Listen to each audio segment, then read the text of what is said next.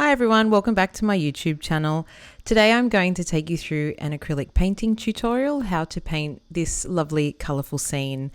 It is an image in a bottle and then there are some flowers, leaves and some foliage around it. If you like the work that I do, please don't forget to subscribe and then you can see when I add new paintings. There will definitely be more to come.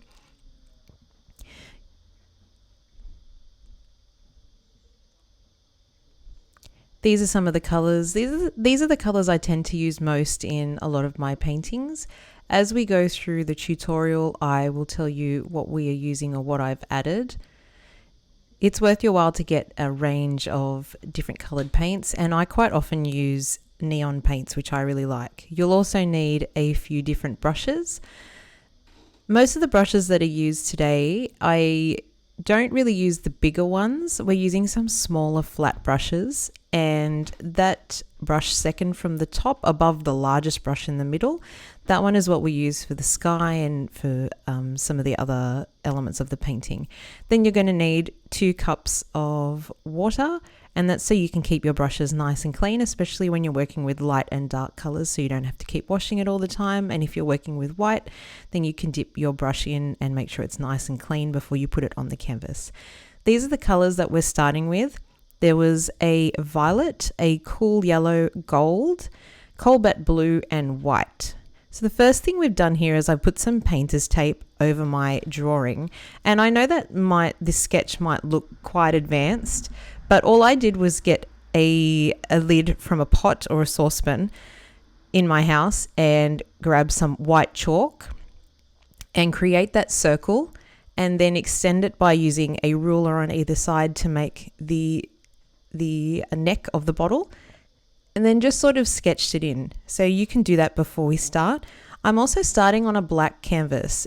I bought the canvas as is, but you can always, if you have a white canvas, you can always paint it black and then let it dry. So the first thing we're doing here is the water, and I've started off with my gold and some of my violet and I've mixed some red and white together to make some pink, and I'm just layering it. We're going to have a moon in the middle, so we've got the light in the middle, which is what I'm doing at the moment. I'm using a little bit of that cool yellow and mixed with a bit of white.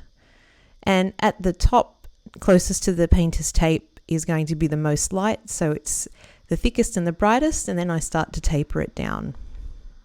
I'm using a small flat brush here to make that effect, and just sweeping, using it horizontally so it's a nice sharp line, and sweeping it back and forth and just adding little bits of color as we go. You can see by having the black canvas that we automatically have some depth and some shadow in the painting. So it's kind of nice. That's why you would probably start with a black canvas instead of a white, depending on what kind of effect you want. So you can see I'm just layering with those same colors. I'm using gold, I'm using pink, using some cool yellow and white. I'm using the violet color and just creating that effect of water. Now we want a little bit of a fantasy looking sky. We don't want it to look like a normal blue sky. We want it to look a bit different. I'm using that small round bristled brush that I pointed out at the beginning, and I'm just dipping my brush into some pink paint, some cobalt blue, some purple, some white, some gold, and I'm sort of alternating it and just creating little swirls. I haven't planned exactly which direction I'm going to go with the swirls as I'm doing them. I just sort of let my brush move and then see what happens. I'm also using some white here to create some contrast. There will be a lot of layering in this painting. You will see me go back to different parts of this painting as it dries and as we want to do different highlights and different effects. Now I'm coming in with some cobalt blue just in between some of those swirls to create some light and dark colors. And again, you don't need to be too careful with this and you don't need to overthink it.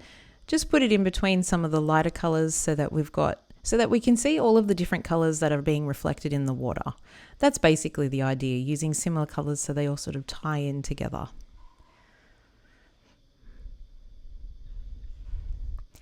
This is a really fun technique. If you do not have bubble wrap at home, that's okay. You can just use a brush and you can dab and tap using maybe a thick bristled brush. But I'm using some bubble wrap and I'm dipping it into white paint and I'm just dabbing and tapping on both sides of the canvas. And this is going to be some of the foliage, the beginnings of the foliage on either side. I've started with white so that when we go over it with our colors, it's nice and vibrant. And it sort of marks where we want our different plants to go. Now I'm coming in the center and I am drawing in a moon, or I'm painting in a moon. I started with gold and put that in the background.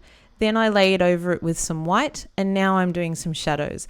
I'm left-handed and I'm standing on the right side of the canvas, so I tend to do my shadows on the side that I'm standing closest to. If you are right-handed and you would like to do this the other way around and mirror it, there's absolutely nothing wrong with that if you feel more comfortable doing that. So the gold on the right side of my moon is more of the shadow or the darker side of the moon, and then the white on the other side is the brightest part where the light is coming from.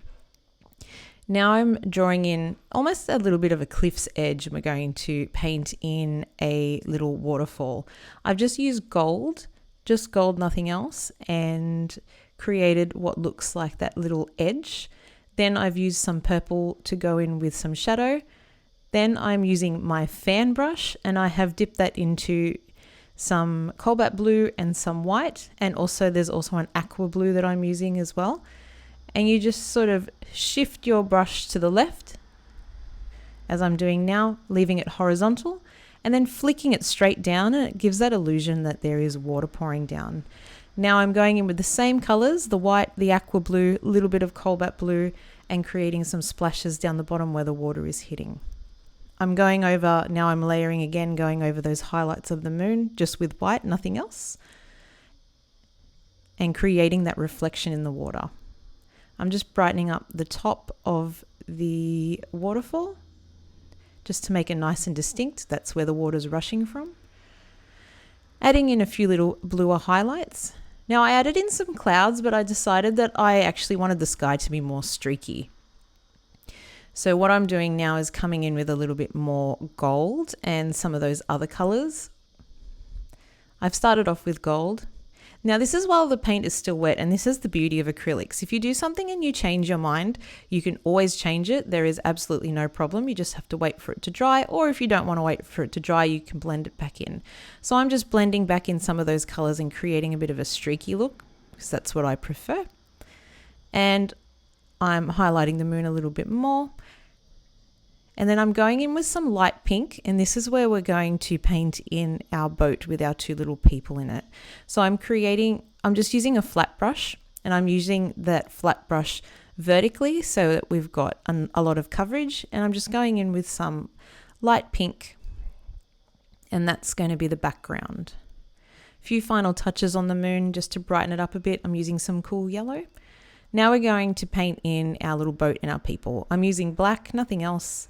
And to create the boat, you start by painting the shape of a U. And then you fill in that U left and right, horizontally like I'm doing. And then you create those edges. You curl one edge up. You can curl both edges up if you like. I've left one curly and then one sort of pointed and straight up. And I'm painting my first figure. We have a figure there with some long hair. Just side on from the profile. Start small and then build it up, because you'll find that as you start to paint and you create those shapes, you don't want to overdo it. You don't want to make them too big for the boat. And I wanted them to be sort of holding hands. This is a sort of romantic fantasy scene. Now I'm going in with some highlighting, and I'm highlighting the figures with gold. Now the light is coming from the moon and the sky, so I have tried to make the tops of everything the highlighted parts. So you see the top, I just curled around the little curly part of the boat. I just highlighted the top of that, and I highlighted the top of the boat and the tops of their heads, and going in with some white right at the end, because that's going to be the brightest part. And they're the parts that are the closest to the moon, and our moon is sort of our light source. So that's how you know where you should be putting your brightest highlights. A few highlights on their arms. This is another fun technique that I really like to do. I have used ear sticks or earbuds and grab the cluster of them and dip them straight into gold. We want a little bit of magic happening in this bottle, or maybe a little bit of the magic that's happening in the bottle escaping.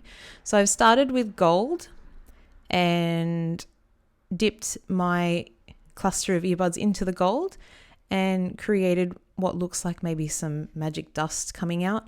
And then I've dipped my earbuds into, or my ear sticks into white and gone over them for a few little highlights. And now I'm just creating some swirls and some mist with gold. Again, you don't need to overthink this. You just grab your colors and do some squiggles and let the brush do your work and really have some fun with it. Now to create some shadows, to make a bit of a distinction between the moon and the sky and the magic little swirls that we've got, I'm using a darker color. I'm using the violet. You can see that my colors are sort of blending into each other because the paint is still wet. If you like that look and you want that blended look, you can do that. If you want it to look a little bit more distinct, you can either wait for it to dry or use a hairdryer to dry off some of the paint so that when you do your lines, they're not quite as blended, but they're a little bit more prominent and distinct. I like the blended look, so I'm going with that. Now I'm going in with some of that aqua blue, which is in the waterfall and also in the water. We're trying to use the same colors so that everything ties in together. And that's why I'm layering each color one at a time. Started with my gold. The gold is probably one of the most prominent colors that I wanted to use in this painting. And then going from gold to a darker color, then back to a lighter color with some blue, and then also some light pink as well right at the end. I'm using white, small flat brush here, and I'm using white to start the highlights of the edges of our bottle. We want our bottle to really stand out. We're going to do some highlights first and then some shadow to make it look like that this image is sort of glowing or shiny inside the bottle. Need a bit of a steady hand for this. I've actually waited for my paint to dry completely so that I can lean my hand on the painting as I'm doing those shapes. You might want to do the same thing as well, because if it's wet and then you lean on it, then you create smudges, which you don't want to do. Now I'm using some cobalt blue and some white to create those little shadows and highlights, just to make the bottle look misty and to blend it in together so it's not just one stark white line around the edge. You do want the edges of your bottle to be the brightest. So you want that to be white, and then you can come in and do some blending and some shadowing.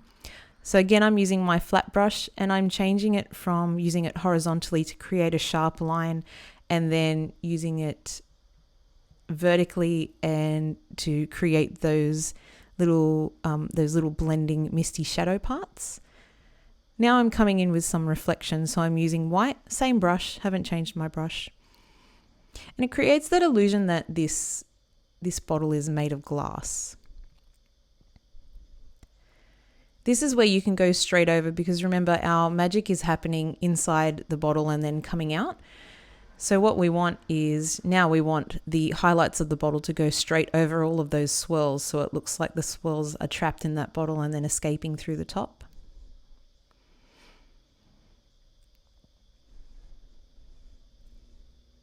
To create the light and the shadow here, instead of creating the shadow on one side and, for example, creating the shadow on the right and then making the left to the brightest part, I wanted everything to look a little bit more centered. So you can see here that's what I've done on the left side of the bottle is very similar to what I've done on the right side. Now, we don't want it to be exactly the same because the reflections aren't uniform, but I wanted to be able to see those beautiful highlights around the bottle and then centered, because that kind of draws our eye into the bottle and into the image that's happening on the inside. So you can see over that blending, over those light bits of blue blending and shadowing that I've done. Now I'm going over it with white again, just to make it nice and distinct. I'm not going over the entire edge of the bottle because we want some parts that are still left a little bit blended, but the top, certainly the top, where there's some light, and at the bottom where we've got the base, we want those to look nice and distinct. And to tie it all in together, I'm using some of that cobalt blue to create a few shadows. Creates a contrast with the white, makes it pop that little bit more.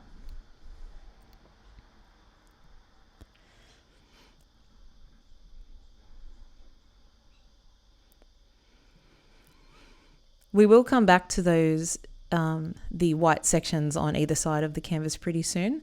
I did those earlier on because that way they have a little bit of time to dry before we go over them with colour. Now I'm just creating some shadows with the cobalt blue right at the top, the top of the neck of the bottle.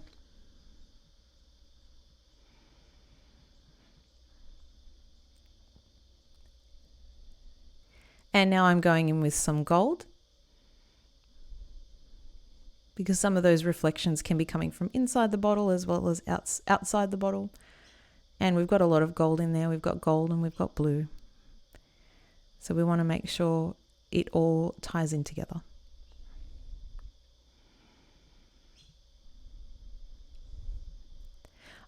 There are points where we want soft edges, so that blending those soft edges to make it look like there's this sort of reflection on the bottle is what we want. But we also want some sharp lines. You can see that when I have created those white lines around the edges, they're quite sharp because we want that to be distinct.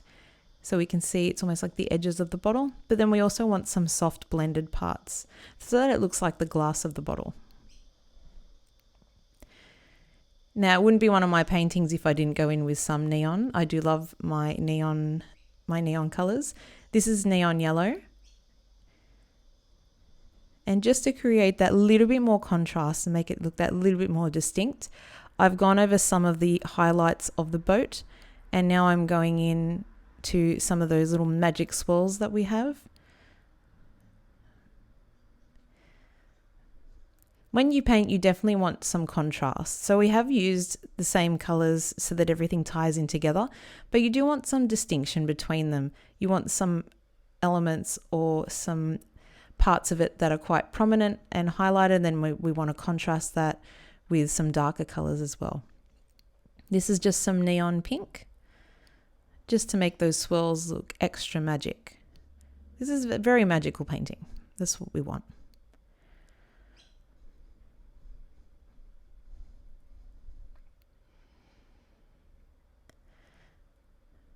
When you do your swirls, you don't want them to be exactly the same way or the same shape or the same length. So you can definitely make them different lengths and make sure they curl different ways.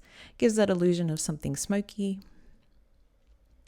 Now we're going in to do a few tiny last details on our bottle. And I wanted to have some kind of tie around the bottle. And I'm also going to paint in a chain after that too.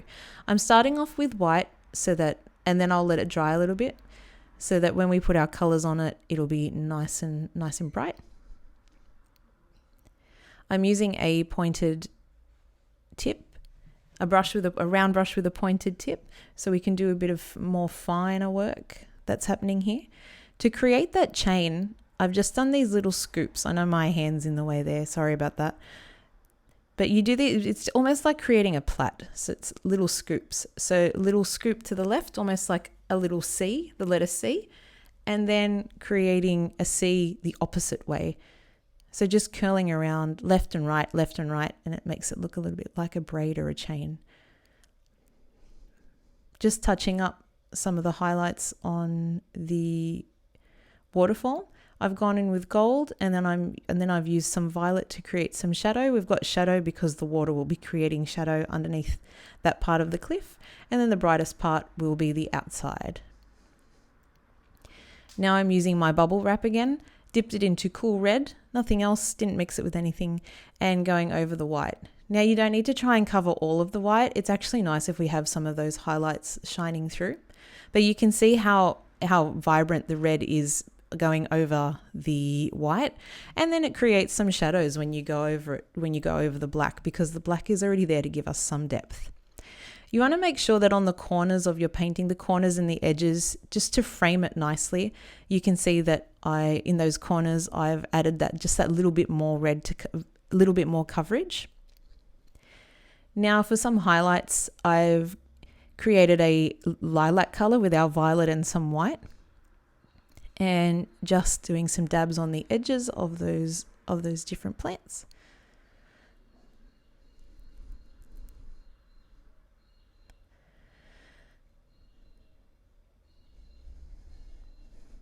If you wanted to do a different color on either side, you can absolutely do that. It's completely up to you. Now we're going in with some leaves and some branches just to break it up, just to give it a few finer little touches. And the patterns that are in those swirls in the bottle sort of replicate and correspond and align and match up with the branches that I'm doing now. I have chosen a dark green and then mixed it with a bit of white. You can actually see the green I'm using if you look all the way on the right of this shot. There is a tube of dark green paint. It doesn't have to be that exact green. If you have a different green, that's okay. And then I've mixed it in with a little bit of white. Using the same pointed round brush with a pointed tip, I'm just creating some branches. All you need to do is put some pressure on the canvas, glide your hand over the canvas and then flick at the end. And that's how you make your branches. Again, you don't want them to be too uniform or heading in the same direction. So be sure to do some facing up, some facing down. They're all coming from the sides of the canvas, but they all sort of grow in different ways. Now I'm using that green that you can see next to the canvas on the right, just that green, nothing else. And to create those leaves, all I'm doing is dipping my brush. You can see I dip my brush in every time I do one of those leaves. I dip my brush in, load it up with the green, put a fair amount of pressure onto the canvas, and then release that pressure and flick up. And that creates that little point. So just push and then flick, push, flick. I've done the exact same thing on the left side of the canvas. Same technique. Now I'm using neon green to go in between, create leaves in between those dark ones using the exact same technique. Loading up my brush, applying pressure, and then releasing that pressure and flicking up. And I'm dabbing my brush in every time I do a different leaf so the paint is nice and bright. And now I'm just going in with that same neon green to create a few highlights, make it a little bit more distinct.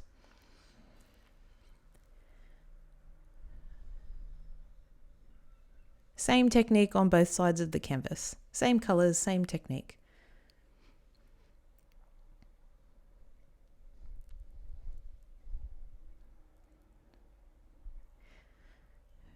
Few more neon leaves, neon flicks.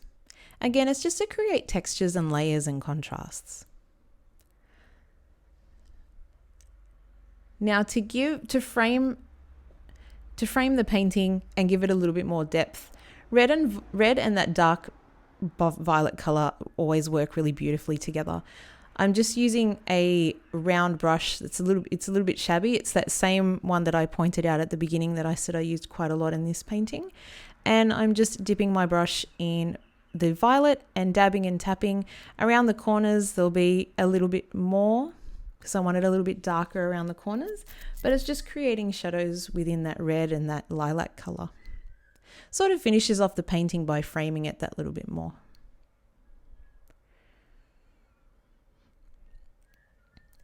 Now our final touches, now that white's dry, I'm going over it with gold. Using those same flicks, so a little letter C, C to the left, C to the right, to make it look like a braid. Now going over the string or the ribbon with gold. Now all we need to do is some highlights on it. So taking my neon yellow, and the top is where I've decided that the light is going to hit. Usually that is where the light is hitting, from the top. So on the top, just using little scoops, little flicks, little curves, little U's or upside down U's to make it look like a chain, and then putting some highlights on the top of that string. Now I'm going in with some black. I know our background is black, but we do want some distinct highlights and shadows here. And I'm using the black underneath the chain because that's where the most shadow is going to be. And I'm using black on the string as well to create some shadow. And now I'm using some neon orange to make it that little bit more distinct, give it a few more details. The orange is darker, so that's why I use the orange at the bottom. Few final last highlights on our waterfall.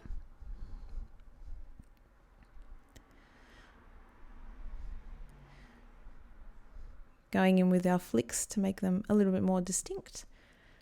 Few more highlights on our people. Now that it's dried, I told you I would layer over this a couple of times. Now that it's dry, then that's when it's best to do those last highlights. And there you have it, beautiful and colourful and magical and fantasy.